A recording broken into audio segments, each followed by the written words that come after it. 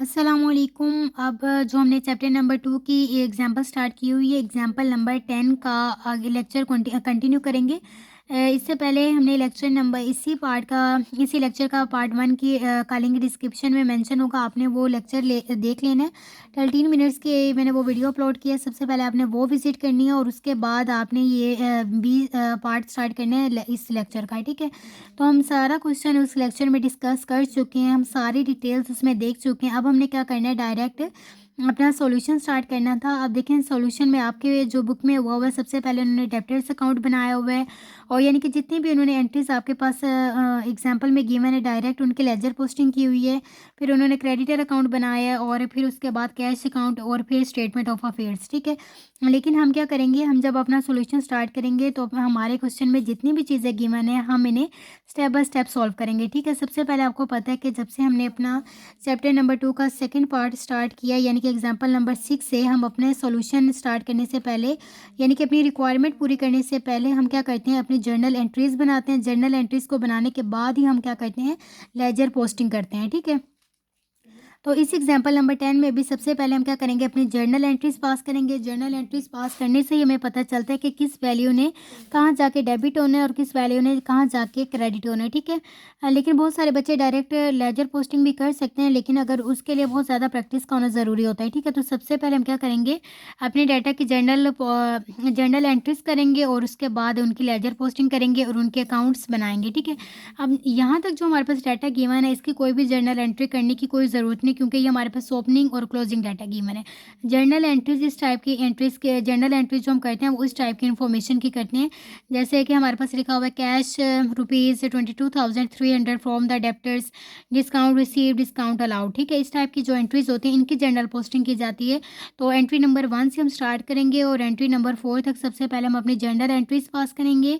General entries pass करने का हमें क्या फ़ायदा होगा कि हमें समझ आ जाएगी कि इनमें से किस किस वैल्यू ने डेब्टर अकाउंट में जाना है, किस वैल्यू ने क्रेडिटर अकाउंट में जाना है और इन वैल्यूज़ के ऊपर कौन कौन से अकाउंट बन सकते हैं और कैश अकाउंट में किन किन वैल्यूज़ ने जाना है, ठीक है। ऐसे देखने से डायरेक्ट समझ नहीं आ रहा कि किस वैल्यू ने कहाँ शिफ्ट होना है, ठीक है। तो सबसे अपना सोल्यूशन स्टार्ट करते हैं।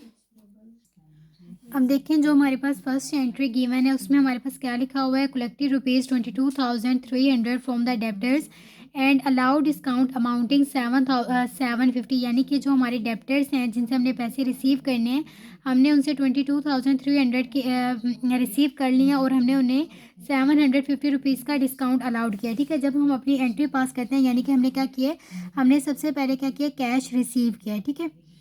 कैश रिसीव किया, कैश हमारा डेबिट हो जाएगा, कैश अकाउंट। उसके बाद हमने क्या किया, डिस्काउंट अलाउड किया। जब हम डिस्काउंट अलाउड करते हैं किसी को, तो डिस्काउंट अलाउड हमारे पास क्या होता है, डेबिट होता है। तो डिस्काउंट अलाउड हम लिखेंगे डिस्काउंट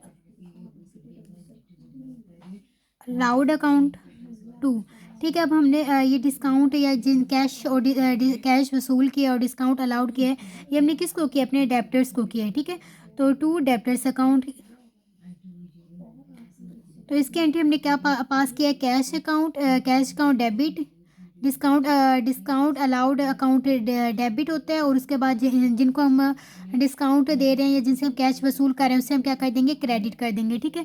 तो ये हमारे फर्स्ट एंट्रीज पास हो गए। अब जो हमारे पास वैल्यू गिवन है, अब देखिए हमने जो कैश वसूल किया, हमने कितने का कैश वसूल किए, हमने कैश वसूल किया 22,300 का हमने कैश रिसीव किए और उसके बाद हमने क्या किया, ₹750 का हमने उन्हें डिस्काउंट अलाउड किया, ठीक है। यानी कि ऐसे जिनसे हमने पैसे लेने थे उन्हें हमने ₹750 की छूट दिया। तो ये हमारे ये भी वैल्यू हमारी क्या होगी, डेबिट होगी है। और उसके बाद अब हमने डेब्टर अकाउंट का हमारा पूरा खाता उनके साथ जितनी भी हमने लेन देन करना था कंप्लीट हो चुके हैं। तो अब देखें 22,300 और ₹750 की वैल्यू को ऐड करें तो हमारे पास क्या आता है, 23,050, यानी कि 23,050 हमारे पास वैल्यू आती है। हमेशा डेबिट और क्रेडिट इक्वल होते हैं, ठीक है। अब देखें इन दोनों वैल्यूज़ को भी आप ऐड कर लें और अपनी क्रेडिट साइड भी ऐड कर लें, हमेशा दोनों एंट्रीज इक्वल होती हैं, ठीक है। तो फर्स्ट एंट्री हमारी कंप्लीट हो गई है, cash account, discount allowed account, 2 debit account, ठीक है। आप इसे डेब्टर अकाउंट भी लिख लें या डेब्टर अकाउंट लिख लें, या उसके बाद आप इसे शॉर्ट फॉर्म में लिखना चाहें तो आप इसे डीआर अकाउंट लिख सकते हैं, ठीक है। अब हमारे पास सेकेंड एंट्री देखें तो उसमें क्या लिखा हुआ है, paid ₹87,600 to centric creditors and receive 1900 as discount. अब देखिए सबसे पहले हमने पेड किया है, यानी कि हमने पैसे अदा किए हैं। जब हमने पैसे अदा किए हैं तो ऑब्वियसली हमारा जो कैश है हमारे बैंक बैलेंस में या जहाँ पे भी, वो हमारा डिक्रीज़ होगा। जो चीज़ डिक्रीज़ हो रही होती है उसे हम क्रेडिट कर देते हैं, और जो हमारे पास इंक्रीज़ हो रही होती है यानी हमारे हमारे पास आ रही होती है उसे हम क्या कर देते हैं, डेबिट करते हैं। तो अब हम कैश पे कर रहे हैं तो हमारा जो कैश है, कैश की वैल्यू हमारे पास कितनी लिखी हुई है, 89,005। हमारे पास जो कैश की वैल्यू लिखी हुई है 87,600। ठीक है, तो ये कैश हमारा क्या हो रहा है, ये कैश हम पे कर रहे हैं, तो इस वैल्यू को हम क्या कर देंगे, क्रेडिट कर देंगे। इसकी एंट्री किस तरीके से पास करेंगे, टू कैश अकाउंट। और हमारे हमारे पास कितनी वैल्यूज़ का हमने कैश पे किया, 87,600 से। ठीक है, ये हमने कैश पे कर दिया। आपको आपने याद रखना है, डेबिट अगर कर रहे हैं तो उसकी जो वैल्यूज़ आती है इधर लिखते हैं, और जो अगर हम किसी अकाउंट को क्रेडिट कर रहे हैं तो उसकी वैल्यू हम इस कॉलम में लिखते हैं। ठीक है, अब हमने कैश को क्रेडिट किया है, लिहाजा इसकी वैल्यू 87,600 की वैल्यू को हमने क्रेडिट किया। ठीक है, अब हमने क्या है, जो कैश पे किया है ये हमने किसको पे किया, अपने क्रेडिटर्स को पे किया।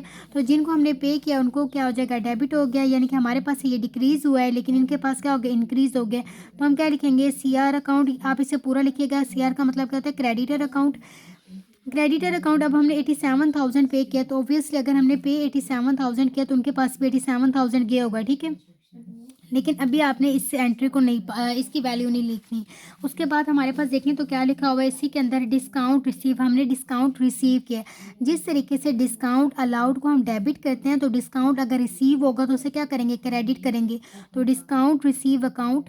ठीक है, डिस्काउंट रिसीव अकाउंट। ठीक है, डिस्काउंट रिसीव अकाउंट में शॉर्ट फॉर्म में लिख रही हूँ। हमने डिस्काउंट रिसीव किया, कितने का हमने डिस्काउंट रिसीव किया, 90,000 का। भी अकाउंट भी क्रेडिट हो रहा है तो उसकी वैल्यू भी क्रेडिट अकाउंट में ही लिखेंगे।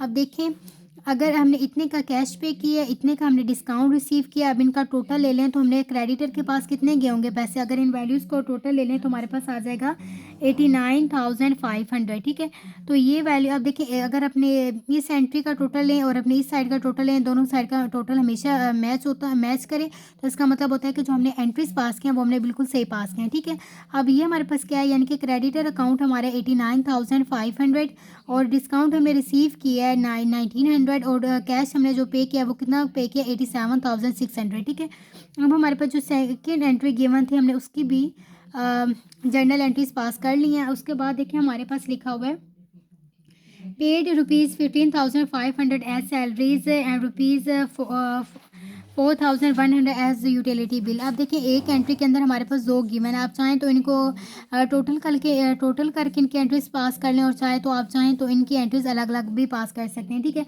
अब फॉर एग्जांपल अगर मैं इनकी एंट्री अलग अलग पास करना चाहूँ तो मैं क्या किस तरीके से अपनी एंट्री पास करूँगी, मैं करूँगी सैलरीज अकाउंट, यानी कि सैलरीज अकाउंट। मैंने पे क्या किया, मैंने कैश पे किया, ऑब्वियसली कैश पे किया तो कैश मेरा डिक्रीज़ हो जाएगा, और मेरे पैसे का जा किस अकाउंट में रहे हैं, किस पर्पज़ की वजह से मेरा कैश डिक्रीज़ हो रहा है, सैलरीज़ की वजह से।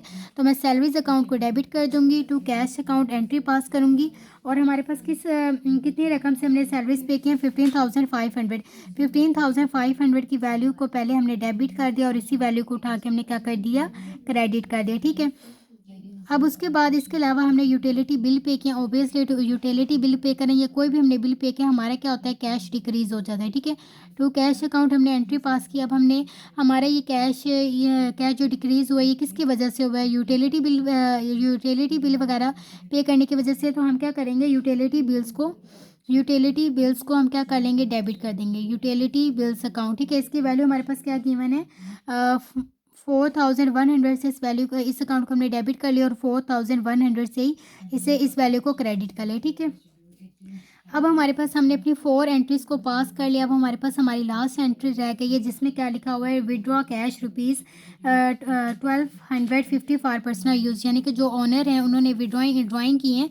तो जब हमारी ड्राइंग्स होती हैं तो ड्राइंग्स की एंट्री हम किस तरीके से पास करते हैं, drawings account to cash account. ठीक है, ड्राइंग्स की हैं, ड्राइंग्स अकाउंट। ठीक है, यहाँ विड्रॉ का वर्ड लिया तो यहाँ हमेशा लिखते हैं ड्राइंग्स अकाउंट। ठीक है, drawings account to cash account, ये एंट्री पास करते हैं अगर कहीं पे भी ड्राइंग्स हो।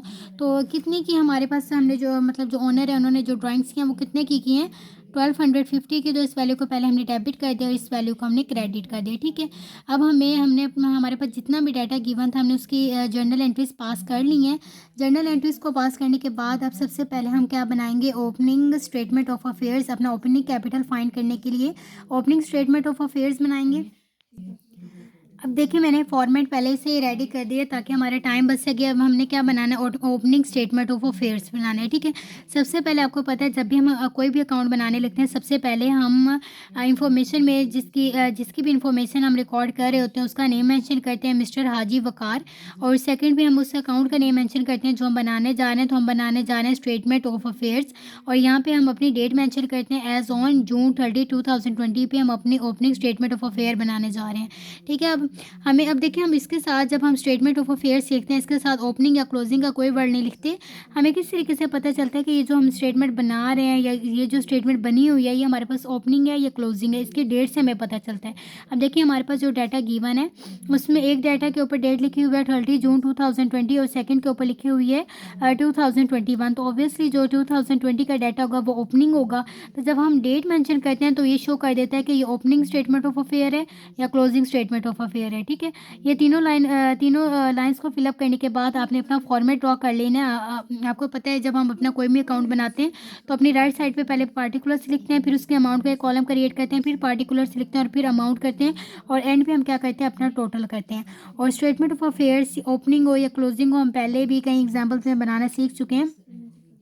तो जो ओपनिंग स्टेटमेंट ऑफ अफेयर्स होते हैं आपको पता है कि ये बिल्कुल जो स्टेटमेंट ऑफ अफेयर्स होते हैं बिल्कुल बैलेंस शीट की तरह होती है। ठीक है, इसके इस साइड पे हम अपने एसेट्स मेंशन करते हैं और इस साइड के अंदर हम अपनी लाइबिलिटीज़ मेंशन करते हैं। ठीक है, एसेट्स कौन कौन से मेंशन करते हैं, अपने करंट एसेट्स मेंशन करते हैं, अपने फिक्स एसेट्स मेंशन करते हैं, और लाइबिलिटीज़ के अंदर हम क्या मेंशन करते हैं, अपनी करंट लाइबिलिटीज़ मेंशन करते हैं, अपनी फिक्स लाइबिलिटी मेंशन करते हैं, और कैपिटल यहाँ पे मेंशन करते हैं। कैपिटल यहाँ पे क्यों मेंशन करते हैं, यानी कि ये हमारी डेबिट साइड होती है और ये हमारी जो साइड होती है ये हमारी क्रेडिट साइड होती है। और यहाँ पे हम अपना कैपिटल क्यों मेंशन करते हैं, क्योंकि कैपिटल हमारी फिक्स लाइबिलिटी होती है। ठीक है, तो यहाँ पे जितनी भी इंफॉर्मेशन होती है वो हमारे एसिड्स होते हैं, कोई फिक्स एसिड होता है, कोई करंट एसिड होता है।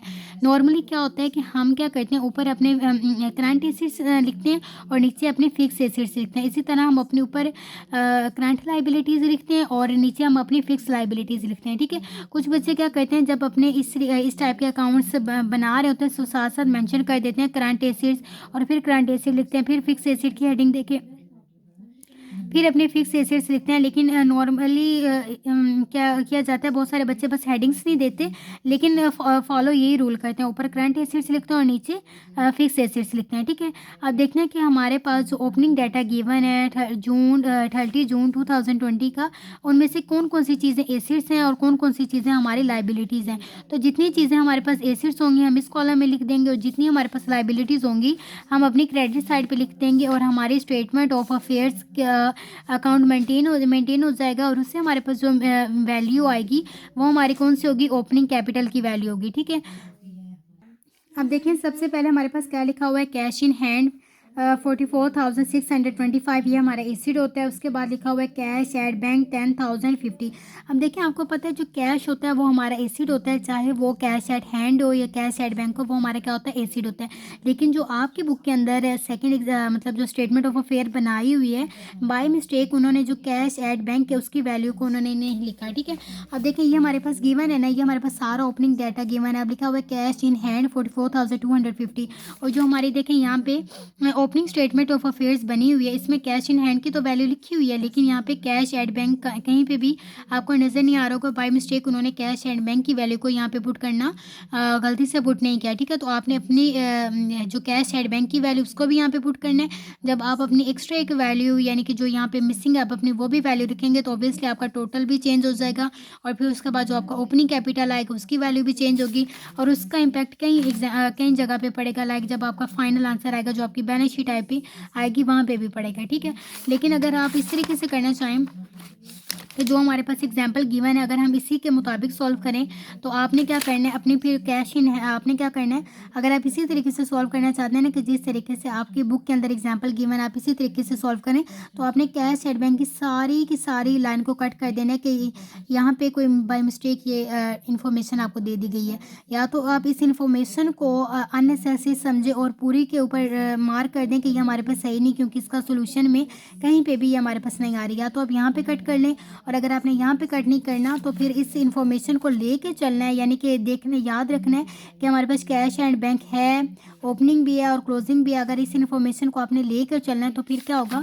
आपके आंसर चेंज होंगे, आपके यहाँ पे टोटल चेंज होगा, क्योंकि यहाँ पे ये वैल्यू आ गई, यहाँ पे टोटल चेंज होगा, ओपनिंग कैपिटल की वैल्यू चेंज होगी, ओपनिंग की चेंज होगी तो बैलेंस शीट के अंदर भी कहीं जगह पे सारी वैल्यूज चेंज होती जाएंगी, ठीक है। और हमारा फाइनल आंसर भी ऑब्वियसली फिर चेंज होगा, क्योंकि यहाँ पे एक पूरी वैल्यू मिसिंग है, ठीक है।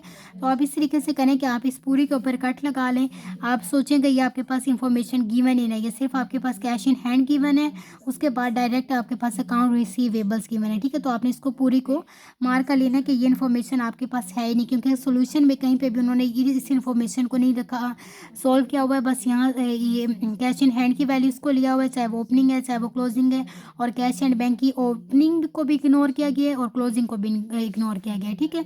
तो अब हम क्या करते हैं, हमारे पास जो कैश इन हैंड है आपको पता है ये हमारा एसिड होता है, उसके बाद अकाउंट रिसीवेबल्स यानी कि ये हमारे डेप्टर्स हैं और डेप्टर्स हमारा एसिड होता है। उसके बाद देखिए हमारे पास क्या लिखा हुआ है, हमारे पास स्टॉक लिखा हुआ है, स्टॉक आपको पता है हमारा एसिड होता है, ये स्टॉक हमारा एसिड होता है, और जितने मैंने पीछे पढ़े हैं ना ये हमारे पास एसिड है, लेकिन ये हमारे पास करंट एसिड है, ठीक है, ये हर साल चेंज होते रहते हैं। और लेकिन हमारे पास ऑफिस इक्विपमेंट है ये भी हमारा एसिड है, और फर्नीचर एंड फिक्सर भी हमारा एसिड है, लेकिन ये जो दो हमारे एसिड्स हैं ये हमारे फिक्स एसिड्स हैं, ठीक है। और जो अकाउंट पे एबल्स है ये हमारे पास हमारी लाइबिलिटी है, जिस तरीके से डेप्टर्स हमारा एसिड होते हैं, तो क्रेडिटर जो होता है वो हमारी लाइबिलिटी होती है, ठीक है। लेकिन ये अब देखिए डेप्टर्स हमारा एसिड है और जो हमारे पास क्रेडिटर्स हैं वो हमारी लाइबिलिटी है। अगर डेब्टर्स हमारा करंट एसिड है तो ऑब्वियसली जो हमारे क्रेडिटर्स होंगे वो हमारे करंट लाइबिलिटी होंगे, ठीक है। तो जो हमारे अकाउंट पेबल्स हैं यानी कि जो हमारे क्रेडिटर्स हैं वो हमारी करंट लाइबिलिटी हैं, और इसके नीचे जो हमारे पास कैपिटल वगैरह होता है चाहे वो ओपनिंग हो चाहे वो क्लोजिंग हो वो हमारे फिक्स लाइबिलिटीज़ होती हैं, ठीक है। यहाँ तक आपको समझ आ गई होगी। मैं क्या करती हूँ इन सारी इन्फॉर्मेशन को रिकॉर्ड कर लेती हूँ ताकि हमारे पास हमारा टाइम सेफ हो सके, ठीक है। अब आपको समझ तो आ गई होगी कौन कौन सी चीज़ें हमारी एसेट्स हैं और कौन कौन सी चीज़ें हमारी लाइबिलिटी हैं, ठीक है। अब जो हमारे डाटा के अंदर जितनी भी इंफॉर्मेशन गिवन थी मैंने सारी रिकॉर्ड कर दी, लेकिन अभी मैंने इसको फाइनली सॉल्व नहीं किया, ठीक है। अब देखें यहाँ पे आपकी बुक के अंदर क्या लिखा हुआ है, आपकी बुक के अंदर लिखा हुआ है मर्चेंडाइज इन्वेंट्री, ठीक है। आपने ये नहीं सोचना मर्चेंडाइज इन्वेंट्री लिखा हुआ है और यहाँ पे तो स्टॉक लिखा हुआ है, स्टॉक और मर्चेंडाइज इन्वेंट्री एक ही चीज़ होती है, ठीक है। तो आप चाहे तो स्टॉक का वर्ड लिख लें चाहे तो मर्चेंट इन्वेंट्री का वर्ड लिख लें, ठीक है। मैंने स्टॉक क्यों लिखा है क्योंकि हमारे डाटा के अंदर स्टॉक लिखा हुआ तो मैंने भी यहाँ पे स्टॉक लिखा है, ठीक है। डीआर का क्या मतलब है सेंड्री एस से डीआर का क्या मतलब है सेंड्री क्रेडिटर, और एस सी आर का क्या मतलब है सेंड्री एस डी आर का मतलब है सेंड्री डेप्टर्स, और एस सी आर का मतलब है सेंड्री क्रेडिटर्स, ठीक है। ये कैश इन हैंड हमारा एसिड है, सेंड्री डेप्टर्स हमारा एसिड है, स्टॉक हमारा एसिड है, ये हमारे तीनों करंट एसिड्स हैं, और ये दोनों हमारे फिक्स एसिड हैं, ये हमारी करंट लाइबिलिटी है, ठीक है। अब हमने क्या करना है अपनी दोनों साइड्स का टोटल ले लेना है, जिस साइड का टोटल ज़्यादा होगा उसी साइड का टोटल हम दोनों साइड पे मेंशन करेंगे। अब देखने से पता चल रहा है कि हमारी जो ये डेबिट साइड है इसका टोटल ज़्यादा होगा और क्रेडिट साइड का टोटल कम होगा, ठीक है। तो अपनी डेबिट साइड की वैल्यूज़ का टोटल ले लेंगे तो हमारे पास आएगा 2,58,825, यही टोटल हमारा ज़्यादा है, यही टोटल हम अपनी दोनों साइड्स पे मेंशन करेंगे। दोनों साइड पे ये टोटल मेंशन कर दिया। आप जिस साइड का टोटल ज़्यादा होता है और जिस साइड का टोटल कम होता है हम इन दोनों वैल्यूज़ को माइनस करते हैं। तो आपने 2,58,825 में से 1,15,500 की वैल्यू को जब माइनस करना है तो हमारे पास मिसिंग फिगर फाइंड आउट होकर आ जाएगा 1,43,325। ये जो हमारे पास वैल्यू निकल के आई है ये हमारे पास हमारा आंसर है ओपनिंग कैपिटल का। आप यहाँ पे ओपनिंग कैपिटल लिखना चाहें तो ओपनिंग कैपिटल लिख लें, और अगर आप सिर्फ कैपिटल लिखना चाहें तो आप सिर्फ कैपिटल लिख लें। और यहाँ पे नीचे आपको पता है जब भी हम कोई भी मिसिंग फिगर फाइंड आउट करते हैं तो हम नीचे लिखते हैं बैलेंस फिगर, ठीक है। और यहाँ पे हमने हमारी opening statement of affair complete हो गई है जिससे हमारे पास ओपनिंग कैपिटल की वैल्यू आ गई है, ठीक है। अब हमने क्या बनाना है, अब हमने डेब्टर्स अकाउंट बनाना है। डेब्टर्स अकाउंट बनाने के लिए आपको पता है कि हमारे पास ओपनिंग बैलेंस और क्लोजिंग बैलेंस का होना ज़रूरी होता है। डेब्टर्स अकाउंट का जो ओपनिंग बैलेंस होता है उसको डेबिट करते हैं, और जो क्रेडिटर अकाउंट का ओपनिंग बैलेंस होता है उसको क्रेडिट करते हैं। तो डेब्टर्स अकाउंट का जो ओपनिंग बैलेंस होता है इस साइड पे मेंशन करेंगे, ओपनिंग बैलेंस को हम क्या लिखते हैं, बैलेंस BD, और जो हमारा क्लोजिंग बैलेंस होता है उसको हम क्या लिखते हैं, बैलेंस CD। ठीक है। अब अपने डाटा के अंदर देखें, जो ओपनिंग बैलेंस है उसे यहाँ पे लिख दें और जो क्लोजिंग बैलेंस है यहाँ पे लिख दें। ठीक है। अब देखें रिक्वायर एडजस्टमेंट्स में हमारे पास ओपनिंग और क्लोजिंग बैलेंस नहीं गिवन था। ये जो हमारे पास टेबल गिवन है इसमें हमारे पास जो ये बैलेंस गिवन है अकाउंट रिसीवेबल के नाम से, ये हमारे पास ओपनिंग बैलेंस गिवन है डेब्टर्स का, और ये जो हमारे पास बैलेंस गिवन है ये हमारे पास डेब्टर्स का क्लोजिंग बैलेंस गिवन है। ठीक है। तो अकाउंट रिसीवेबल्स हमारे क्या होते हैं, डेब्टर्स होते हैं, तो इसको आपने अपने ओपनिंग बैलेंस में लिख देना और इसकी वैल्यू आपने क्लोजिंग में लिख देनी है। तो यहाँ पे हमारे पास ओपनिंग बैलेंस क्या है, डेब्टर्स का ओपनिंग बैलेंस हमारे पास 15,750 और क्लोजिंग बैलेंस है हमारे पास 10,500। ठीक है। ये दोनों वैल्यूज़ लिख दी। अब हमने जो बाकी चीज़ें सॉल्व करनी है वो हमने क्या करनी है, अपनी एडजस्टमेंट्स के अंदर से देखनी है। ठीक है। कि एडजस्टमेंट्स में से किस किस एंट्री ने डेब्टर्स अकाउंट में पोस्ट होना है और किस किस एंट्री ने क्रेडिटेड अकाउंट में पोस्ट होना है। ठीक है। अब अपनी एंट्रीज में देखते हैं हमारे पास क्या लिखा हुआ है। अब देखिए हमारे पास फर्स्ट एंट्री को देखें, यहाँ पे लिखा हुआ है कैश अकाउंट, यानी कि इस एंट्री ने कैश अकाउंट में पोस्ट होना है, इसने डिस्काउंट अलाउड अकाउंट में पोस्ट होना है। लेकिन ये जो हमारे पास एंट्री है ना, ये जो हमारे पास एंट्री आ रही है 23,050 की, इस एंट्री ने हमारी डेब्टर अकाउंट में पोस्ट होना है और इस वैल्यू ने डेब्टर अकाउंट में जाके क्रेडिट होना है, यानी कि इस वैल्यू को हमने डेब्टर अकाउंट की क्रेडिट साइड पे मेंशन करना है। ठीक है। लेकिन आपको पता है कि जर्नल एंट्री का रूल होता है कि अगर हम कोई ऐसी वैल्यू को पोस्ट करने लगे हैं जिसके ऑपोजिट 2 अकाउंट या 3 अकाउंट आ रहे हो तो उसकी हम वैल्यूज़ को अलग अलग पोस्ट करते हैं। ठीक है। अब देखें, यानी कि अब पीछे हमने जो जनरल पोस्टिंग की उसके मतलब नॉर्मली क्या हो रहा था, ऑपोजिट एक अकाउंट आ रहा होता है। ठीक है। अगर हम डेबिट करते हैं तो उसके साइड पे, अगर हम क्रेडिट कर रहे होते हैं तो उसके ऑपोजिट डेबिट साइड पे एक अकाउंट आ रहा होता था, अगर हम डेबिट कर रहे हैं तो उसके ऑपोजिट में भी एक अकाउंट आ रहा होता है। ठीक है। लेकिन हम फर्स्ट ईयर से प्रॉपर हमारे चैप्टर से जर्नल एंट्री के, तो हमें ये रूल पता है कि अगर हमारा कोई भी हम पोस्टिंग करने लगे और उसके ऑपोजिट 2 अकाउंट आ रहे हैं तो उन वैल्यूज़ का टोटल लिखने के बजाय हम उन वैल्यूज़ को अलग अलग करके ही लिखेंगे। यानी कि हमने जो 23,050 की वैल्यू हमने पुट करनी है डेब्टर अकाउंट के अंदर क्रेडिट करते हुए, वो हमने टोटल इसका नहीं लिखना बल्कि हम अलग अलग करके लिखेंगे। यानी कि हम 22,300 लिखेंगे और उसके नीचे हम 7,500 लिख के अपनी इस वैल्यू को वहाँ पे शो करेंगे। ठीक है। और आपको पता है कि अब देखें, अब हमें समझ आ गया कि हमने इस वैल्यू को क्या करना है, हमने अपने डेब्टर अकाउंट में क्रेडिट करना है। तो हमने 23, तो ये हमारा डेब्टर अकाउंट है। डेब्टर अकाउंट में हमने जो वैल्यू, ये हमारी, आपको पता है ये हमारी डेबिट साइड होती है और ये हमारी साइड वाली क्रेडिट साइड होती है। तो हमने जो वैल्यू पुट करनी है वो हमने इस साइड पे करनी है। ठीक है। इस साइड पे करनी है और उसके अपोजिट पे 2 अकाउंट्स आ रहे हैं। 2 अकाउंट्स आने की वजह से रूल के मुताबिक हम इन वैल्यूज़ का टोटल लिखने के बजाय इन वैल्यूज़ को अलग अलग ही लिखेंगे। ठीक है। ये हमारे पास वैल्यू आ गई 750। ठीक है। अब हमने लिखी बेसिकली यही वैल्यू, आपने ये नहीं समझना कि हमने ये वैल्यू लिखी, हमने ये वैल्यू नहीं लिखी, हमने लिखी यही वैल्यू है। इसी को क्रेडिट, देखिए इसको यहाँ पे क्रेडिट करना था, हमने भी इस वैल्यू को यहाँ पे क्रेडिट किया, लेकिन रूल के मुताबिक इस वैल्यू को हमने टोटल यहाँ पे मेंशन नहीं करना होता बल्कि इसको अलग अलग करके लिखना होता है जिस तरीके से एंट्री में गिवन हो। तो अलग अलग इस तरह से गिवन थी, हमने भी इस तरह से लिख दी। अब देखें इस एंट्री, आपको पता है जब हम अपनी वैल्यू लिख लेते हैं तो हम जो उसके ऊपर रेफरेंस देते हैं वो हम रेफरेंस ऑपोजिट अकाउंट का देते हैं। ठीक है।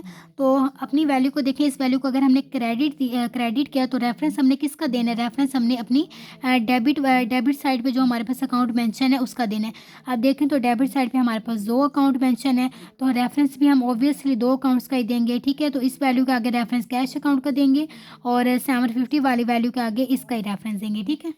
हम देखिए मैंने ये लिख दिया। ठीक है। इसका रेफरेंस मैंने दे दिया कैश अकाउंट का और इसका रेफरेंस मैंने दे दिया डिस्काउंट अलाउड अकाउंट का। ठीक है। अब आपने क्या करना है, अपनी सारी जर्नल एंट्रीज़ में देखें क्या किसी और एंट्री ने भी तो डेब्टर अकाउंट में पोस्ट नहीं होना। तो देखें इस एंट्री ने क्रेडिटर अकाउंट में होना और इनमें से कोई एंट्री बाकी ऐसी नहीं है जिसने डेब्टर अकाउंट में जाके पोस्ट होना हो। ठीक है। सिर्फ फर्स्ट एंट्री ऐसी थी जिसका लिंक डेब्टर अकाउंट से बन रहा था और हमने इसकी लेजर पोस्टिंग हमने कर दिया। ठीक है। अब यहाँ पर यानी कि हमारा जो डेब्टर अकाउंट था वो कम्प्लीट हो गया। अब उसे क्या करेंगे, सॉल्व करेंगे और हमारे पास अमाउंट आ जाएगी हमारी मिसिंग वैल्यू की। अब हमने क्या करना है, दोनों साइड का टोटल ले लेना है। जिस साइड का टोटल ज़्यादा होगा उसी साइड का टोटल हम दोनों साइड पे मेंशन करते हैं। तो इस साइड का टोटल हमारा देखने से पता चल रहा है इस साइड की वैल्यू ज़्यादा है, तो टोटल भी इसी साइड का ज़्यादा होगा, यानी कि क्रेडिट साइड का हमारे पास आ रहा है 33,550 और यहाँ पे भी हम 33,550 की वैल्यू को मेंशन कर देंगे। अब ज़्यादा में से कम वाली वैल्यू 15,750 की वैल्यू को जब हम माइनस करेंगे तो हमारे पास आंसर आ जाएगा 17,800। ये जो हमारे पास मिसिंग फिगर निकल के आया, आपको पता है डेब्टर अकाउंट के ज़रिए हम जो वैल्यू फाइंड करते हैं उसको हम कहते हैं क्रेडिट सेल्स, यानी कि डेब्टर अकाउंट के ज़रिए हम कौन सी वैल्यू अपनी फाइंड करते हैं, क्रेडिट सेल्स। ठीक है। अब आपको पता है कि हम ये डेब्टर क्रेडिटर ये अकाउंट क्यों बना रहे हैं, क्योंकि जो रिक्वायरमेंट में हमें कहा गया है ना कि आपने trading profit and loss account बनाना है, उसके लिए हमारे पास क्रेडिट सेल्स का होना ज़रूरी होता है। तो इसी वजह से हमने यहाँ पे अपना क्रेडिटर अकाउंट बनाया और क्रेडिट सेल्स की अमाउंट निकाले। ठीक है। अब क्रेडिटर अकाउंट बना लिया, अब हम अपना डेब्टर अकाउंट बनाएंगे। बल्कि हमने क्या किया था, अपना डेब्टर अकाउंट बनाया था और अब हमने डेब्टर अकाउंट बना के क्रेडिट सेल्स फाइंड कर ली थी। अब हमने कौन सा अकाउंट बनाना है, अब हमने क्रेडिटर अकाउंट बनाना है और अपनी क्रेडिट परचेजेस फाइंड करनी है। ठीक है। अब आपको पता है ये जो हमारी साइड होती है ये हमारी डेबिट साइड होती है। ठीक है। और ये जो हमारी साइड होती है ये हमारी क्रेडिट साइड होती है। ठीक है। जो क्रेडिटर अकाउंट का ओपनिंग बैलेंस होता है क्रेडिट साइड पे मेंशन करते हैं, तो इसका जो ओपनिंग बैलेंस होगा बैलेंस BD के नाम से वो हम क्रेडिट करेंगे और जो इसका क्लोजिंग बैलेंस होगा जो इसका क्लोजिंग बैलेंस होगा बैलेंस CD के नाम से हम डेबिट कर देंगे। ठीक है। अब डाटा के अंदर देखें कि हमारे पास क्रेडिटर का ओपनिंग और क्लोजिंग बैलेंस क्या गिवन है, तो यहाँ पे हमारे पास लिखा हुआ है अकाउंट्स पेबल के नाम से, यानी कि क्रेडिटर्स का जो ओपनिंग बैलेंस है वो ये और जो क्लोजिंग बैलेंस है ये है। ठीक है। यानी कि 1,15,500 इसका ओपनिंग बैलेंस है और 1,52,250 इसका क्लोजिंग बैलेंस है। अब देखिए मैंने क्या किया, क्रेडिटर्स अकाउंट का ओपनिंग और क्लोजिंग दोनों बैलेंसेस लिख दिए। अब क्या करना है, हमने अपनी जर्नल एंट्रीज में देखना है कि क्या कोई एंट्री क्रेडिटर्स अकाउंट से रिलेट तो नहीं कर रही। अगर कोई एंट्री इस अकाउंट से रिलेट कर रही है तो उसकी पोस्टिंग भी हमने इसमें करनी है। अब देखें कि जो हमारी सेकंड एंट्री है इसमें जो हमारी ये वैल्यू आ रही है 89,500 की वैल्यू आ रही है, ये इसका ताल्लुक क्रेडिटर अकाउंट से बन रहा है। ठीक है। बाकी किसी एंट्री का ताल्लुक क्रेडिटर अकाउंट से नहीं है, सिर्फ इस एंट्री का ताल्लुक क्रेडिटर अकाउंट से है, यानी कि इस वैल्यू को हमने क्रेडिटर अकाउंट में जाके डेबिट कर देना है। ठीक है। इस वैल्यू को डेबिट करना है क्रेडिटर अकाउंट में। आप खुद गौर करें, अब इस वैल्यू को हमने क्या करना है, डेबिट करना है। तो ये हमारे पास क्रेडिटर अकाउंट है, ये हमारे पास क्रेडिटर अकाउंट है, यानी कि उस वैल्यू को हमने क्या कर देना, डेबिट कर देना। इस जगह पे हमने उस वैल्यू को लिखना है। लेकिन आप फिर देखें एज पर रूल कि अगर हम इस वैल्यू को डेबिट करें तो इसके जो ऑपोजिट अकाउंट बन रहा है, अगर ये डेबिट हो रहा है तो उसको ऑपोजिट अकाउंट क्रेडिट अकाउंट में देखें तो दो अकाउंट्स आ रहे हैं। एक हमारे पास आ रहा है डिस्काउंट रिसीव अकाउंट और एक हमारे पास आ रहा है कैश अकाउंट। अगर इसके ऑपोजिट भी दो अकाउंट्स आ रहे हैं तो इसका क्या मतलब है कि इसमें भी हम अपना टोटल वैल्यू नहीं लिखेंगे, बल्कि क्या करेंगे, अपनी वैल्यू को इसी तरीके से लिखेंगे जिस तरीके से हमारे पास गिवन है, यानी कि इस फॉर्म में ही अपनी वैल्यू को वहाँ पे रिप्रेजेंट करेंगे। ठीक है। लिखनी हमने इस वैल्यू को करना डेबिट या, लेकिन हमारे इसके अपोजिट दो अकाउंट्स हैं तो इस वैल्यू का टोटल लेने के बजाय इस वैल्यू को अलग अलग लिखा जाएगा। ठीक है। हम देखिए इन वैल्यूज़ को मैंने क्रेडिट करना था, तो मैंने इन वैल्यूज़ को सॉरी, ये जो हमारे पास वैल्यूज़ हैं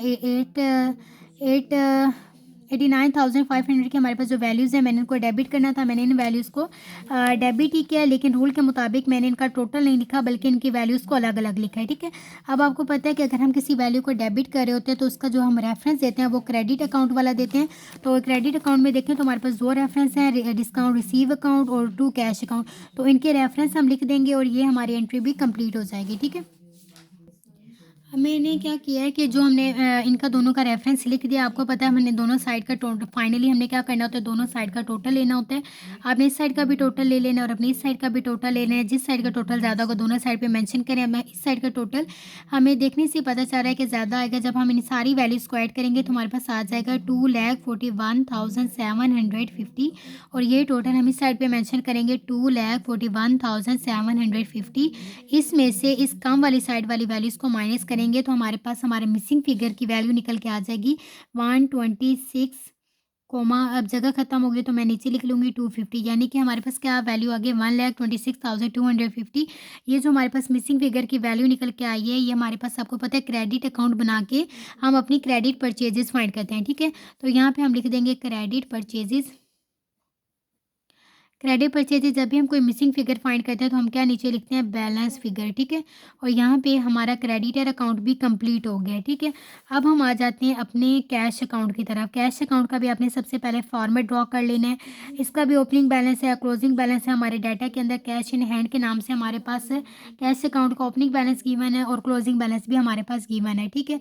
आपको पता है कैश अकाउंट का भी, कैश अकाउंट पे डेबिटर अकाउंट वाले रूल अप्लाई होते हैं, यानी कि इसका ओपनिंग बैलेंस से डेबिट होगा और इसका क्लोजिंग बैलेंस क्या होगा, क्रेडिट होगा, ठीक है। तो सबसे पहले हम क्या कर लेते हैं, अपनी स्टेटमेंट लिख लेते हैं, ठीक है। बैलेंस BD यानी कि ओपनिंग बैलेंस है, यहाँ पे हमने लिखना है और क्लोजिंग बैलेंस को हमने क्या करना है, क्रेडिट करना है।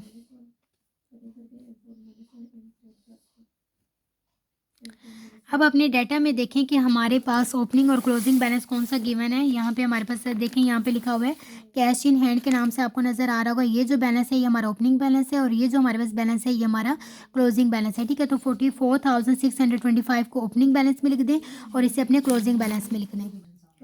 देखिए अब हमने अपना ओपनिंग और क्लोजिंग दोनों बैलेंस लिख दिया। अब हम क्या करेंगे, अपनी जनरल एंट्रीज में देखेंगे क्या किसी एंट्री ने यहाँ पे पोस्ट तो नहीं होना। अगर किसी एंट्री का इस अकाउंट के साथ रिलेट हो रही है तो हमने उसकी पोस्टिंग भी अपने कैश अकाउंट में करनी है। अब देखें कि ये हमारे पास जनरल एंट्रीज हैं, तो ये जो हमारे पास फर्स्ट एंट्री आ रही है, अब देखिए ये जो हमारे पास फर्स्ट एंट्री है जिसमें लिखा हुआ है कैश अकाउंट 22,300, ये इसका ताल्लुक बन रहा है ना कैश अकाउंट से, आपने स्टार लगा लेना। इसके अलावा देखें यहाँ पे भी हमारे पास कैश आ रहा है, यानी कि इस एंट्री ने भी कैश अकाउंट में पोस्ट होना है। उसके अलावा इस एंट्री ने भी, यहाँ पे भी देखिए कैश अकाउंट है, यहाँ पे भी कैश अकाउंट है, यहाँ पे भी देखिए कैश अकाउंट। अब देखिए कैश अकाउंट की कितनी एंट्रीज हैं, जबकि डेबिटर की भी एक एंट्री थी, क्रेडिटर की भी एक एंट्री थी, लेकिन देखिए कैश अकाउंट की कितनी ज़्यादा एंट्रीज आ रही हैं, ठीक है। तो आप देखें ये यानी कि हमारे पास जो वैल्यू गिवन है 22,300 ने, इस वैल्यू ने डेबिट होना है कैश अकाउंट में। तो हम क्या करेंगे, 22,300 की वैल्यू को कैश अकाउंट में जाके डेबिट कर देंगे। हम देखें कैश अकाउंट में आके मैंने 22,300 की वैल्यू को हमने यहाँ पे डेबिट करना था 22,300 की वैल्यू पे को यहाँ पे आके डेबिट करना था। मैंने अब इस वैल्यू को डेबिट कर देना है। ऑब्वियसली अगर हम वैल्यू को डेबिट कर रहे हैं तो हमने रेफरेंस क्या देना, ऑपोजिट अकाउंट का। तो इसका ऑपोजिट अकाउंट है, देखें 22,300 वैल्यू की वैल्यू का ऑपोजिट अकाउंट देखें तो इस वैल्यू का ऑपोजिट अकाउंट है डेबिटर्स अकाउंट, ठीक है। आप देखें ये वैल्यू डेबिट हुई है, लेकिन इसके ऑपोजिट में जो अकाउंट आ रहा है सिर्फ एक आ रहा है, ठीक है। ये जो अकाउंट है ये भी डेबिट अकाउंट है, ठीक है। ये दोनों डेबिट अकाउंट है और ये एक अकेला क्रेडिट अकाउंट है, ठीक है। तो इसके अपोजिट देखें तो सिर्फ एक अकाउंट आ रहा है। अगर एक अकाउंट आ रहा हो तो हम उसी का रेफरेंस देते हैं, ठीक है। तो इसका जो रेफरेंस हम देखेंगे, हम इसका जो रेफरेंस लिखेंगे वो आप टू डेबिटर्स अकाउंट भी लिख सकते हैं, और अगर टू डेबिटर्स अकाउंट नहीं लिखना चाहते तो आप सिर्फ डेबिटर अकाउंट के जरिए भी अपना रेफरेंस कंप्लीट कर सकते हैं, ठीक है। तो हम यहाँ पे लिख देंगे टू DR अकाउंट, ठीक है। DR शॉर्ट फॉर्म होती है डेबिटर्स की, ठीक है। ये हो गया। उसके बाद अब नेक्स्ट एंट्री में देखिए हमारे पास क्या आ रहा है, इसको हमने सॉल्व कर लिया है। अब यहाँ इस एंट्री में देखें, यहाँ पे भी हमारे पास क्या लिखा हुआ है, टू कैश अकाउंट 87,600, यानी कि जो 87,600 की वैल्यू है, 87,600 की जो वैल्यू है उसे हमने कैश अकाउंट में जाके क्रेडिट करना है, ठीक है। तो ये हमारे पास कैश अकाउंट है, ये हमारा जो कैश अकाउंट है इसमें हमने किस वैल्यू को 87,600 की जो हमारे पास वैल्यू यहाँ पे लिख देती हूँ, 87,600 की वैल्यू को कैश अकाउंट में क्रेडिट करना था। मैंने क्या किया, 87,600 की वैल्यू को कैश अकाउंट में क्रेडिट कर दिया है। अब जो रेफरेंस देना है वो आपको पता है, हम अपोजिट अकाउंट का देते हैं, यानी कि फिर डेबिट वाला हमने रेफरेंस देना होगा। तो 87,600 पे जो रेफरेंस आएगा, अगर ये वैल्यू क्रेडिट हुई है तो इसके अपोजिट अकाउंट देखें तो डेबिट वाले अकाउंट में देखें क्या नेम आ रहा है, डेबिट अकाउंट में क्रेडिटर अकाउंट। तो इसका रेफरेंस जो जाएगा यहाँ पे लिखेंगे, हम मेंशन कर देंगे टू क्रेडिटर अकाउंट लिखना चाहिए या क्रेडिटर अकाउंट, ठीक है। अब हमने दो एंट्रीज पास कर ली हैं। उसके बाद हमारे पास देखें तो क्या है हमारे पास वैल्यू, अब हमारे पास देखें लिखा हुआ है कैश अकाउंट, यानी कि जो हमारे पास 15,500 की वैल्यू है इस वैल्यू को हमने कैश अकाउंट में जाके क्रेडिट करना है, ठीक है। तो 15,500 की वैल्यू को हम क्या कर देंगे, क्रेडिट कर देंगे। अब देखिए मैंने क्या किया, इस वैल्यू को 15,500 की वैल्यू को कैश अकाउंट में क्रेडिट कर दिया। अब रेफरेंस जो हमने देना है वो उसके ऑपोजिट अकाउंट का हमने देना होता है। इसका ऑपोजिट अकाउंट क्या आ रहा है, सैलरीज अकाउंट, ठीक है। तो यहाँ पे हम इसका ऑपोजिट अकाउंट का रेफरेंस दे देंगे सैलरीज अकाउंट। अब देखिए यहाँ तक हम अपनी सारी एंट्रीज को सॉल्व कर चुके हैं। अब यहाँ पे भी हमारे पास कैश आ रहा है, यानी कि 4100 की वैल्यू को हमने 4100 की वैल्यू को क्रेडिट करना है अपने कैश अकाउंट में। तो हम क्या करेंगे, 4100 की वैल्यू को कैश अकाउंट में जाके क्रेडिट कर देंगे, और जो रेफरेंस हमने देना है वो उसके ऑपोजिट अकाउंट का, इसका ऑपोजिट अकाउंट हमारे पास क्या आ रहा है, यूटिलिटी बिल का हमने क्या कर देना है, रेफरेंस दे देना है। ठीक है, इसी तरीके से हमने 12500 की वैल्यू को कैश अकाउंट के अंदर क्रेडिट करना है। क्रेडिट करने के बाद जो रेफरेंस हमने देना है वो हमने इसका ऑपोजिट अकाउंट को देना है, और इसके ऑपोजिट यानी कि डेबिट साइड पे जो हमारे पास लिखा और अकाउंट आ रहा है इसी का हम रेफरेंस देंगे। तो यहाँ पे हमारे पास आ रहा है ड्राइंग अकाउंट, तो आपने रेफरेंस में लिख देना है ड्राइंग अकाउंट। ठीक है, अब आपको पता है सारी मैंने यहाँ पे वैल्यूज़ लिख दी। अब हमने अपने दोनों साइड का टोटल ले लेना है। तो जब हम अपने दोनों साइड का टोटल ले लेंगे तो हमारे पास आएगा 1,81,950, और ये टोटल हम इस साइड पे मेंशन करेंगे 1,81,950, और इस साइड ज़्यादा वाले टोटल से कम वाले टोटल की वैल्यूज़ को माइनस करेंगे। तो आपने 1,81,950 से इस वैल्यू को भी माइनस करना है, फिर आपने इस वैल्यू को माइनस करना है, तो हमारे पास आ जाएगा 1,15,025। ठीक है, ये जो हमारे पास मिसिंग फिगर निकल के आया है कैश अकाउंट बनाने से, इस कैश अकाउंट बनाने से हम क्या फाइंड करते हैं, अपनी क्रेडिट सेल्स। ठीक है, क्रेडिट सेल्स की वैल्यू हम फाइंड करते हैं। क्रेडिट सेल की वैल्यू, ये हमारे पास एक मिसिंग फिगर था जो हमने फाइंड किया, ये पूरा अकाउंट बना के। तो इसके नीचे हम क्या मेंशन करते हैं, बैलेंस फिगर।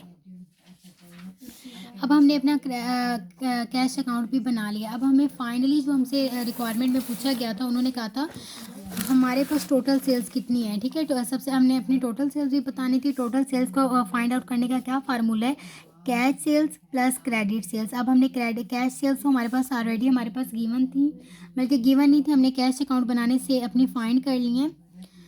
कैश अकाउंट बनाने से हमने अपनी कैश सेल्स फाइंड कर ली हैं, और क्रेडिट सेल्स भी हम फाइंड कर चुके हैं अपने डेब्टर अकाउंट से बना के। ठीक है, अब हमारे पास दोनों के जो आंसर आए हैं, कैश अकाउंट बनाने से हमारे पास क्या आंसर आया है, 1,15,025, और क्रेडिट सेल का हमारे पास क्या आंसर आया है, यानी कि डेब्टर अकाउंट बनाने से जो हमारे पास क्रेडिट सेल्स की जो हमारे पास वैल्यू आई है वो हमारे पास आई थी 17,800। अब इन दोनों का जब हम ऐड ले लेंगे तो हमारे पास हमारी टोटल सेल्स निकल के आ जाएंगी 1,32,825। ठीक है, 1,32,825 हमारे पास आंसर है अपनी टोटल सेल्स का। ठीक है, यहाँ तक आपका कंप्लीट हो गया। अब हमें फाइनली जो मेरे रिक्वायरमेंट में कहा गया था trading profit and loss account, इस चीज़ को बनाने के लिए हमें इतनी ज़्यादा चीज़ें फाइंड करनी पड़ी, जबकि फर्स्ट ईयर में जब हमारे पास ये टॉपिक गिवन था तो हमारे पास cash sales, credit sales, cash purchases, credit purchases, opening stock, closing stock, इन चीज़ों का हर हाल में ये चीज़ें हमारे पास गिवन होती थी। ओपनिंग कैपिटल, क्लोजिंग कैपिटल, हमें कोई चीज़ फाइंड करने की ज़रूरत नहीं पड़ती थी।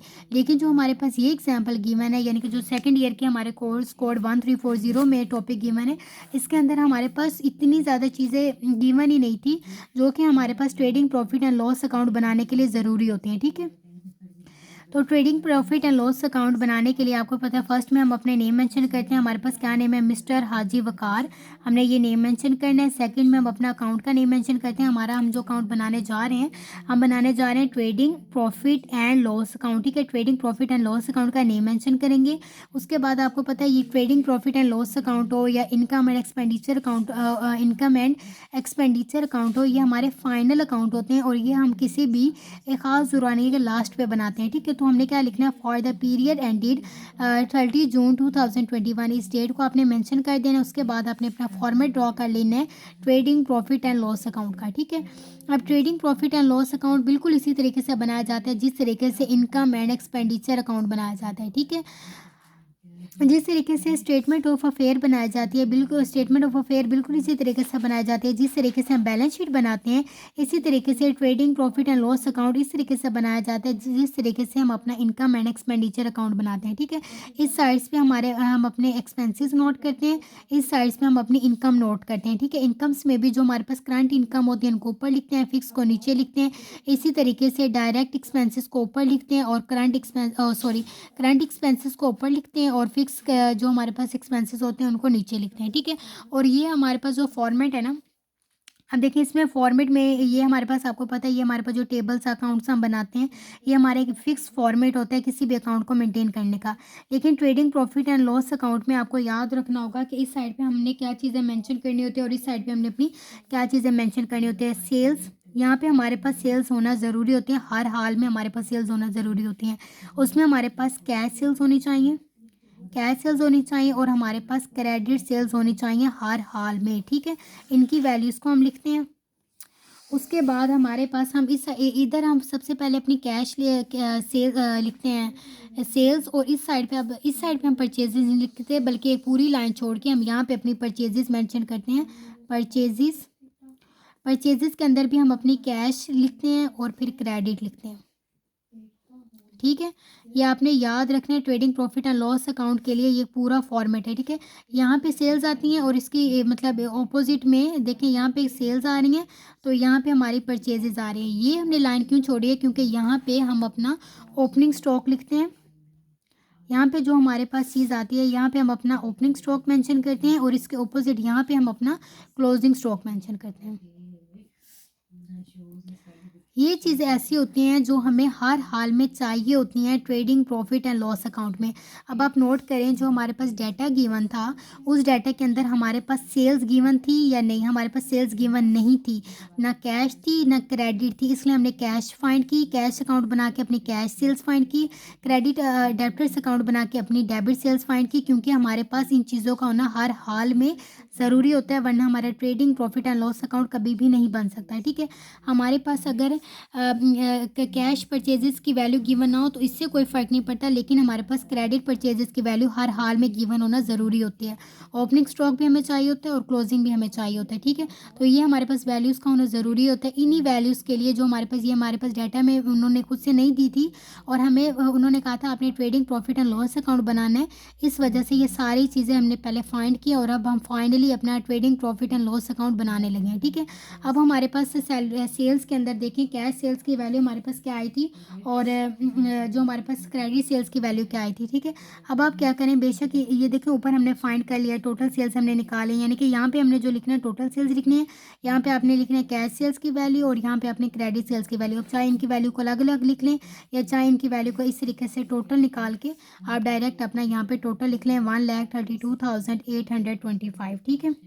और अपना क्लोजिंग स्टॉक डाटा के अंदर देखें, हमारे पास स्टॉक के नाम से ओपनिंग स्टॉक और क्लोजिंग स्टॉक की वैल्यू गिवन है, तो वहाँ से अपने क्लोजिंग स्टॉक की वैल्यू चूज़ कर लेनी है 1,36,500। उसके बाद ओपनिंग स्टॉक की आप वैल्यू आपने चूज़ कर लेनी है 1,58,000, ठीक है। 1,05,000 हमारे पास ओपनिंग स्टॉक की वैल्यू आपने ये लिख लेनी है। अब आपको पता है परचेजेस में कैश परचेजेस का होना हमारे पास ज़रूरी नहीं है, लेकिन क्रेडिट परचेजेस का होना हमारे पास ज़रूरी है, और क्रेडिट परचेजेस हमने फाइंड कर लिया और आपने उसकी वैल्यू को यहाँ पे पुट कर देना है 1,26,250, ठीक है। अब यहाँ पे आपको पता है ऊपर हम क्या करते हैं, यहाँ पे अपने डायरेक्ट एक्सपेंसेस लिखते हैं, यहाँ पे अपने बल्कि यहाँ पे हम क्या करते हैं, डायरेक्ट और इनडायरेक्ट का वर्ड ज़्यादा यूज़ करते हैं। यहाँ पे हम अपनी डायरेक्ट इनकम लिखते हैं और यहाँ पे हम अपनी डायरेक्ट एक्सपेंसेस यूज़ करते हैं, ठीक है। अब यहाँ पे हमारे पास जितनी नेसेसरी इन्फॉर्मेशन थी कंप्लीट, अगर हमारे पास कोई और डायरेक्ट एक्सपेंस गिवन है तो उसको यहाँ पे लिख दें, और अगर हमारे पास डायरेक्ट एक्सपेंस नहीं गिवन तो यहाँ पे इस बात को ख़त्म कर दें, और अपनी दोनों साइड का आपको पता है हम अपनी टोटल ले लेते हैं। टोटल इस साइड का भी हमने टोटल ले लेना, इस साइड का भी टोटल ले लेना। अब आप सोच रहे होंगे कि हम टोटल तो यहाँ पे लेते हैं तो हम दरमियान में क्यों ले रहे हैं, क्योंकि यहाँ पे हमारी जो डायरेक्ट चीज़ें थी यानी कि डायरेक्ट एक्सपेंसेस और डायरेक्ट हमारे पास जो इनकम थी वो कंप्लीट हो चुकी हैं, तो जब हमारी कोई चीज़ कंप्लीट हो जाती है तो हम क्या करते हैं, दोनों साइड का टोटल ले लेते हैं। अब हमने दोनों साइड का टोटल ले लेना है, हमारी क्रेडिट साइड का टोटल ज़्यादा आ रहा है और डेबिट साइड का टोटल कम आ रहा है, तो क्रेडिट साइड वाला टोटल हम दोनों साइड पे मेंशन करेंगे 269,325, और यहाँ पे भी 269,325, ठीक है। ये हमने टोटल दोनों साइड पे अपना मेंशन कर दिया है। टोटल के नीचे आपको पता है हम एक और लाइन लगाते हैं, ठीक है। अब ये जो हमारे पास हमने दोनों साइड का टोटल लिया है, हम अपने ज़्यादा वाले टोटल से कम वाली वैल्यूज़ को माइनस करेंगे, यानी कि इस वैल्यू को माइनस करेंगे, इस वैल्यू को माइनस करेंगे, तो हमारे पास एक नई वैल्यू आ जाएगी जो हमारे पास मिसिंग फिगर होगा, वैल्यू आएगी 38,075। ये हमारे पास जो वैल्यू आई है ये अगर हमारी इस साइड पे आ रही हो तो यानी कि ये हमारे पास ग्रॉस प्रॉफिट है, और अगर ये हमारी वैल्यू इस साइड पे निकल आए तो इसका मतलब है यहाँ पे हमें ग्रॉस लॉस हो गया, ठीक है।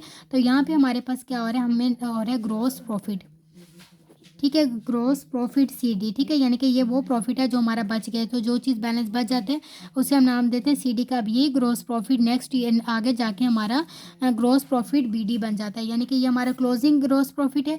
तो जब ये आगे यूज़ होगा तो ये क्या हो जाएगा, ओपनिंग ग्रॉस प्रॉफिट बन जाएगा।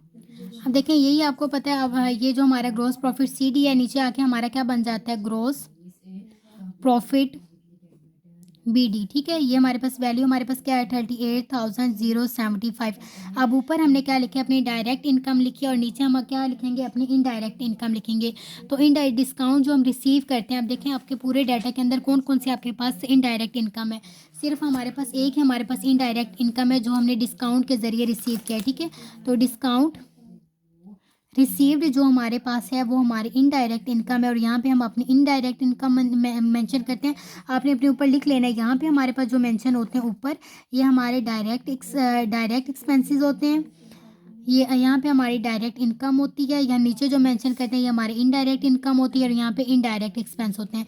तो डिस्काउंट रिसीव हमारे क्या इनडायरेक्ट इनकम है, इसकी वैल्यू हमारे पास क्या थी, 1900, ठीक है, ये वैल्यू लिख दी है। और कोई डायरेक्ट इनकम नहीं, अगर है तो यहाँ पे मेंशन कर दें, नहीं तो इसको यहाँ पे ख़त्म कर दें, ठीक है। अब अपने इस साइड पे आ जाते हैं। इस साइड पे आपको पता है हमने क्या करना है, अपने इनडायरेक्ट एक्सपेंसेस मेंशन करने होते हैं, ठीक है। तो जो सैलरीज होती हैं, सैलरीज हैं, चाहे वो किसी तरह के भी हैं, बिल्स हैं चाहे वो किसी तरह के भी हैं, यहाँ पे हमारे पास यूटिलिटी बिल्स हैं, वो हमारे इनडायरेक्ट है। सैलरीज हमारे एक्सपेंस है, इनडायरेक्ट एक्सपेंस है। यूटिलिटी बिल हमारा इनडायरेक्ट एक्सपेंस है, और डिस्काउंट अलाउड हमारा जो है इनडायरेक्ट एक्सपेंस है। ऑब्वियसली अब देखें, अगर डिस्काउंट रिसीव हमारी इनडायरेक्ट इनकम है तो डिस्काउंट अलाउड हमारा क्या होगा, इनडायरेक्ट एक्सपेंस होगा। इनकी जो भी वैल्यूज़ हैं, इसकी सैलरीज की वैल्यू हमारे पास क्या गिवन है, सैलरीज की वैल्यू हमारे पास क्या है, 15,500। इसकी वैल्यू हमारे पास है 4,100, और यहाँ 7,750, ठीक है। इनकी सारी वैल्यूज़ लिख ली हैं। अब हमें पता चलेगा कि हमारे पास प्रॉफिट हुआ है, नेट हमें प्रॉफिट हो रहा है या लॉस हो रहा है, ठीक है। अब इस साइड पे जो आंसर आता है वो हमारे पास ग्रॉस प्रॉफिट होता है। ऑब्वियसली जो इस साइड पे आएगा हमारे पास निकल के आएगा वो ऑब्वियसली हमारा नेट प्रॉफिट होगा, ठीक है। ये ग्रॉस प्रॉफिट होता है, नीचे जो हमारा निकलता है नेट प्रॉफिट होता है। अगर इस साइड की वैल्यूज़ सॉरी इस साइड की वैल्यू ज़्यादा और इस साइड की वैल्यूज़ कम हो, तो यहाँ पे अगर हम अपना मिसिंग फिगर निकालें तो यहाँ पे हमारे पास आता है ग्रॉस लॉस, और नीचे जो हमारे पास आता है उसे कहते हैं नेट लॉस, ठीक है। तो अब अपने दोनों साइड का टोटल ले लेना, जिस साइड का टोटल ज़्यादा होगा उसी साइड का टोटल ज़्यादा मेंशन करेंगे, तो हमें पता चला कि इस साइड की वैल्यूज़ ज़्यादा है और इस साइड की वैल्यूज़ कम है, यानी कि इस साइड का फिर क्या होगा, टोटल ज़्यादा होगा। इस साइड का टोटल ज़्यादा होगा क्योंकि यहाँ पे 38,075 और 1900 इनको जब ऐड करेंगे तो हमारे पास आएगा 39,795, ठीक है। तो इसी टोटल को हम दोनों साइड पे मेंशन करेंगे क्योंकि ये टोटल ज़्यादा है, 39,975, और ये टोटल यहाँ पे मेंशन होगा 39,975, ठीक है। अब इस साइड की इस ज़्यादा वाले टोटल से इन सारी वैल्यूज़ को माइनस करें, 15,500, 4,100, 7,750 की वैल्यू को माइनस करें तो हमारे पास वैल्यू निकल के आ जाएगी 19,625, ठीक है। ये जो हमारे पास वैल्यू निकल के आ गई है, ये हमारे पास जो वैल्यू आई ये हमारे पास है नेट प्रॉफिट। ऊपर हमारा क्या निकला था, ग्रॉस प्रॉफिट, और नीचे जो हमारे पास निकल आई है हमारा क्या है, नेट प्रॉफिट। इस प्रॉफिट का क्या मकसद क्या है, इस प्रॉफिट ने जाके बैलेंस शीट के अंदर जो हम कैपिटल बनाएंगे, कैपिटल अकाउंट में जाके नेट प्रॉफिट ऐड हो जाते हैं, और अगर हमारे पास बाय चांस नेट लॉस आ जाए तो नेट लॉस कैपिटल अकाउंट से माइनस हो जाता है, ठीक है। तो ये जो वैल्यू हमारे पास आई है, इस वैल्यू ने जो हमने अब बैलेंस शीट बनाने उसमें जाके ऐड हो जाना है। अब देखिए हमने अपनी बैलेंस शीट बनानी है, ठीक है। रिक्वायरमेंट में मैं कहा था कि आपने trading profit and loss account बनाना है और बैलेंस शीट बनानी है, ठीक है। Trading profit and loss account तो हमने बना लिया, अब हमने क्या बनानी है, अपनी बैलेंस शीट बनानी है। बैलेंस शीट किस तरीके से बनाई जाती है, सबसे पहले आपने नेम मेंशन करना है, मिस्टर हाजी वकार, फिर आपने लिखना है बैलेंस शीट, और फिर आपने डेट मेंशन करनी है कि आप किस डेट पे अपनी बैलेंस शीट बना रहे हैं। तो हम बना रहे हैं एज ऑन 30 जून 2021, ठीक है। ये आपने डेट मेंशन कर देनी है। इस तरीके से आपने अपना फॉर्मेट ड्रॉ करना है। फॉर्मेट ड्रॉ करने के बाद आपको पता है कि हम इस साइड पे अपने एसेट्स मेंशन करते हैं और इस साइड्स पे हम अपनी लाइबिलिटी मेंशन करते हैं। ऊपर हम अपने करंट एसेट्स मेंशन करते हैं और नीचे हम अपने फिक्स एसेट्स मेंशन करते हैं, ठीक है।